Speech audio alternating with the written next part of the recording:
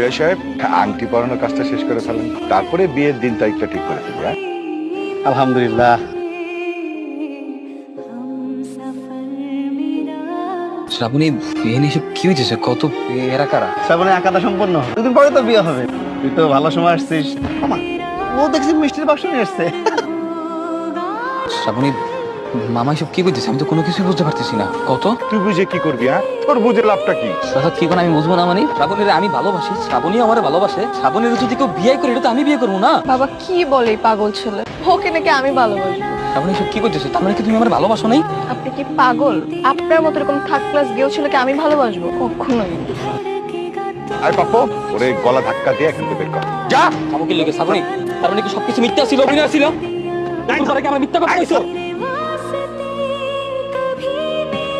ভাইজান, পাগল ছেলে, মাথাটা ঠিক নাই, মনে কিছু করেন না।